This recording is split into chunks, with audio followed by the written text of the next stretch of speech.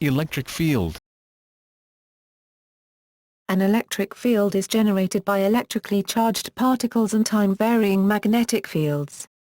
The electric field describes the electric force experienced by a motionless positively charged test particle at any point in space relative to the source of the field. The concept of an electric field was introduced by Michael Faraday.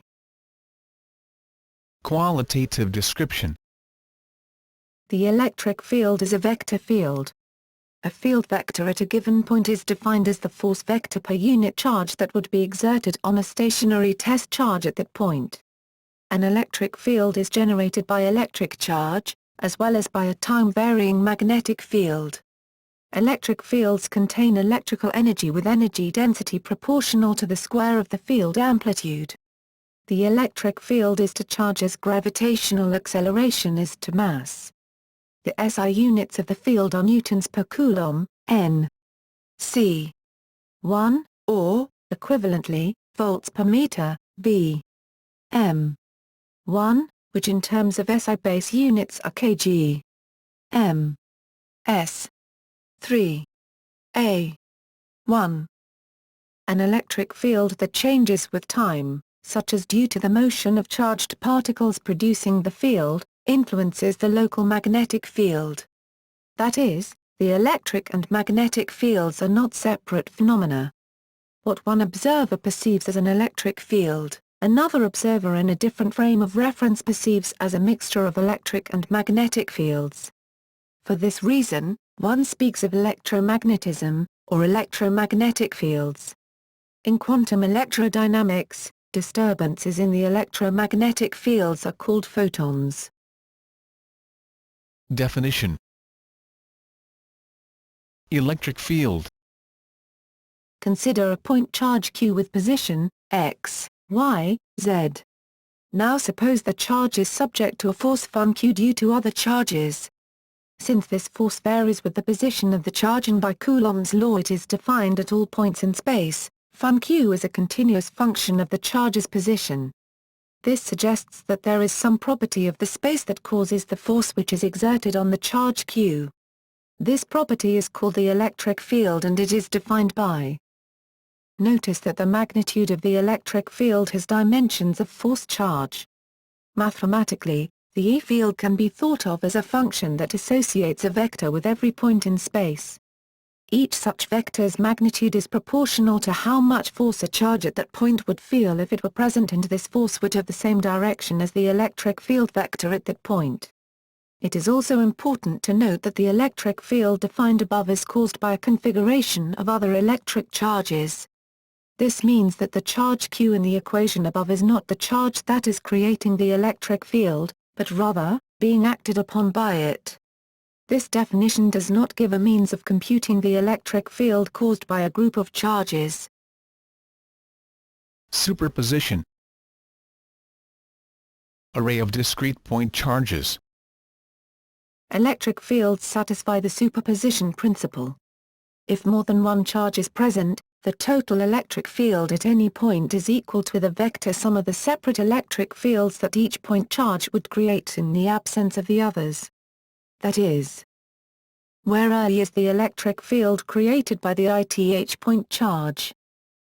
At any point of interest, the total E field due to n point charges is simply the superposition of the E fields due to each point charge, given by where k is the electric charge of the ith point charge, the corresponding unit vector of ρ, which is the position of charge k with respect to the point of interest. Continuum of charges. It holds for an infinite number of infinitesimally small elements of charges, that is a continuous distribution of charge. By taking the limit as n approaches infinity in the previous equation, the electric field for a continuum of charges can be given by the integral, where r is the charge density, the amount of charge per unit volume, EO the permittivity of free space, and dV is the differential volume element. This integral is a volume integral over the region of the charge distribution. The equations above express the electric field of point charges as derived from Coulomb's law, which is a special case of Gauss's law. While Coulomb's law is only true for stationary point charges, Gauss's law is true for all charges either in static form or in motion. Gauss's law establishes a more fundamental relationship between the distribution of electric charge in space and the resulting electric field. It is one of Maxwell's equations governing electromagnetism. Gauss's law allows the E field to be calculated in terms of a continuous distribution of charge density. In differential form, it can be stated as where is the divergence operator, R is the total charge density, including free and bound charge, in other words all the charge present in the system, per unit volume. Electrostatic fields. Electrostatic fields are E fields which do not change with time, which happens when the charges are stationary. The electric field E at a point R, that is, E, R, is equal to the negative gradient of the electric potential, a scalar field at the same point. Where is the gradient operator? This is equivalent to the force definition above, since electric potential pH is defined by the electric potential energy U per unit, test, positive charge. And force is the negative of potential energy gradient. If several spatially distributed charges generate such an electric potential, for example in a solid, an electric field gradient may also be defined. Uniform fields. A uniform field is one in which the electric field is constant at every point.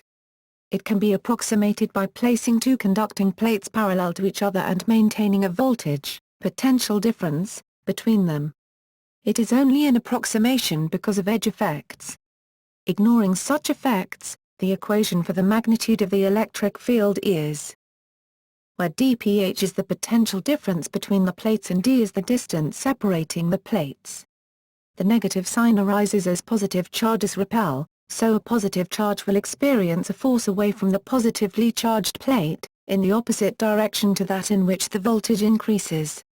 In micro and nano applications, for instance in relation to semiconductors, a typical magnitude of an electric field is in the order of 1 volt achieved by applying a voltage of the order of 1 volt between conductors spaced 1 apart.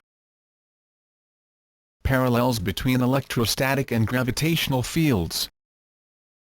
Coulomb's law, which describes the interaction of electric charges, is similar to Newton's law of universal gravitation. This suggests similarities between the electric field E and the gravitational field G, so sometimes mass is called gravitational charge. Similarities between electrostatic and gravitational forces. Both act in a vacuum, both are central and conservative, both obey an inverse square law, both are inversely proportional to square of R. Differences between electrostatic and gravitational forces. Electrostatic forces are much greater than gravitational forces for natural values of charge and mass.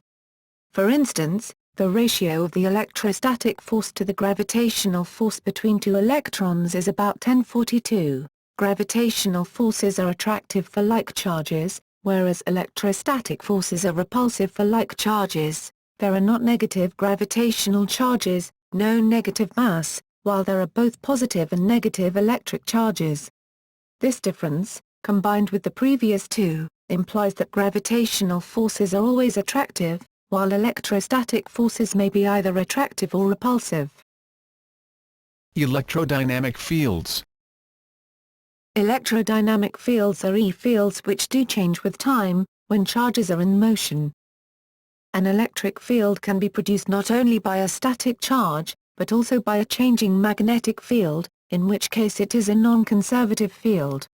The electric field is then given by in which B satisfies and X denotes the curl. The vector field B is the magnetic flux density and the vector A is the magnetic vector potential.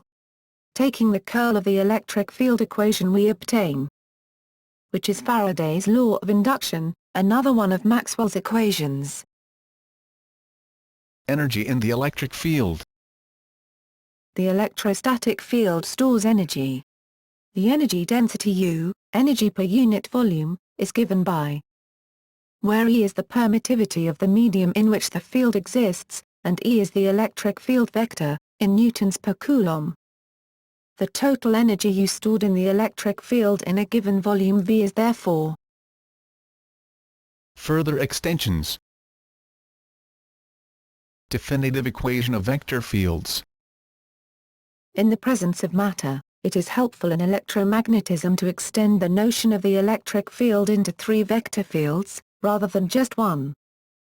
Where P is the electric polarization, the volume density of electric dipole moments, and D is the electric displacement field. Since E and P are defined separately, this equation can be used to define D. The physical interpretation of D is not as clear as E, effectively the field applied to the material, or P, induced field due to the dipoles in the material, but still serves as a convenient mathematical simplification, since Maxwell's equations can be simplified in terms of free charges and currents. Constitutive relation. The E and D fields are related by the permittivity of the material, E. For linear, homogeneous, isotropic materials E and D are proportional and constant throughout the region. There is no position dependence. For inhomogeneous materials, there is a position dependence throughout the material. For anisotropic materials the E and D fields are not parallel, and so E and D are related by the permittivity tensor, a second-order tensor field, in component form. For nonlinear media, E and D are not proportional. Materials can have varying extents of linearity, homogeneity and isotropy.